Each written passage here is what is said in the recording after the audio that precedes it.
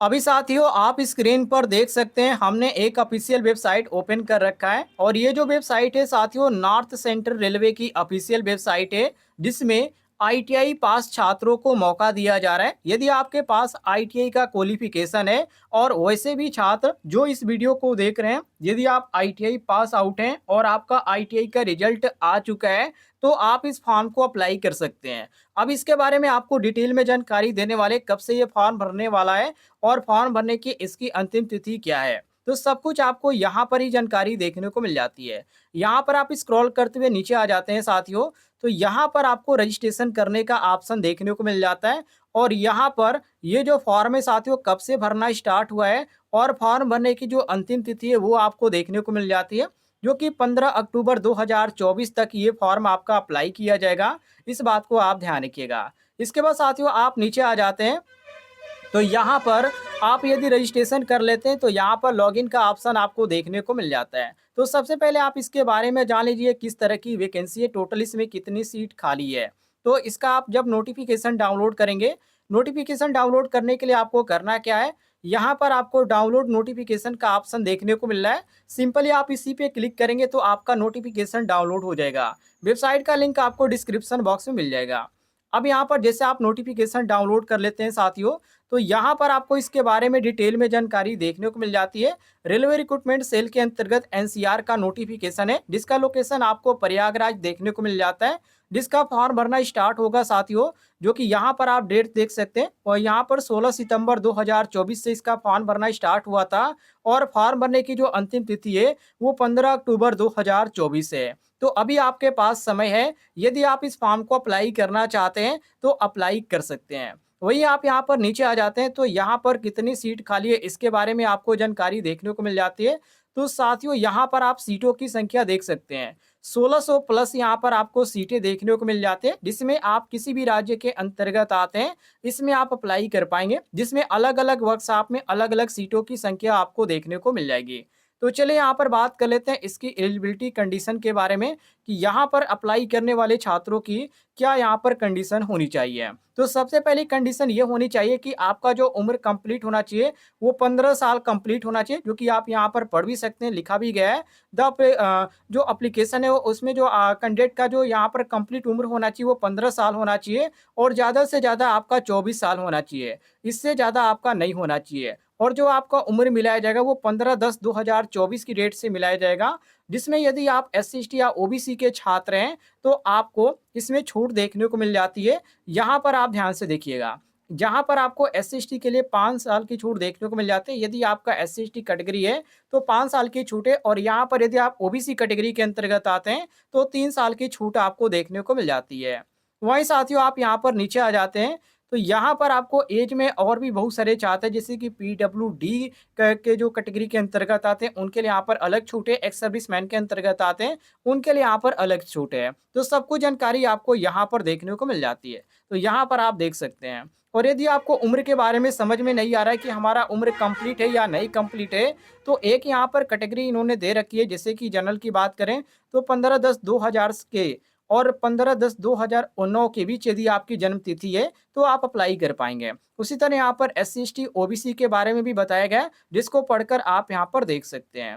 नीचे आ जाते हैं तो यहाँ पर एजुकेशन क्वालिफिकेशन के बारे में आपको जानकारी देखने को मिल जाती है। तो यहाँ पर वही अप्लीकेबल छात्र हैं जो यहाँ पर आईटीआई का कोर्स कंप्लीट किया है और साथ ही साथ यहाँ पर उनका जो आईटीआई का कोर्स कंप्लीट है वो आपका एनसीबीटी से या एससीबीटी से दोनों लोग अप्लाई कर सकते हैं, कोई भी दिक्कत नहीं है। लेकिन आपका इसमें 10वीं पास भी होना चाहिए और 10वीं में कम से कम परसेंटेज की जो यहाँ पर इन्होंने मांग कर रखी है वो 50% आपका होना ही चाहिए, 50% से आपका कम नहीं होना चाहिए। इस बात को भी आप ध्यान रखिएगा।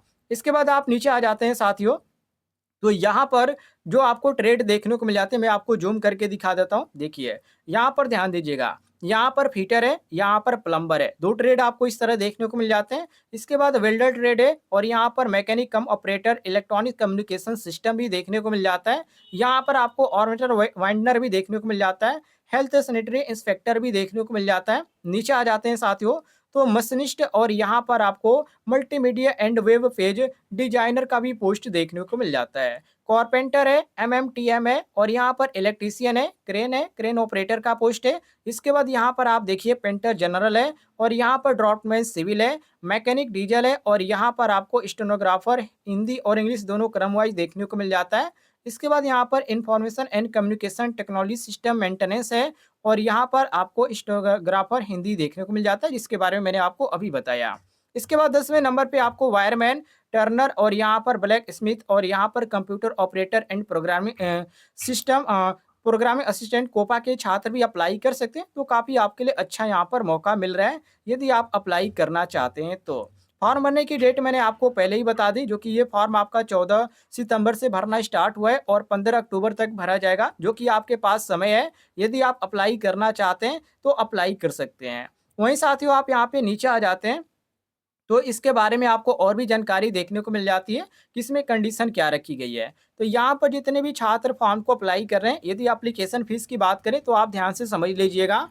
यदि आप इस फॉर्म को अप्लाई करें तो आपको 100 रुपये चार्ज देना पड़ेगा, लेकिन यदि आप SC ST या PWD या वुमेन कैंडिडेट हैं तो आपको कोई भी फीस देने की ज़रूरत नहीं है, क्योंकि यहाँ पर कोई भी चार्ज नहीं रखा है, जो कि काफ़ी यहाँ पर कन्फर्म इन्होंने कर रखा है, जो कि यहाँ पर आप पढ़ भी सकते हैं।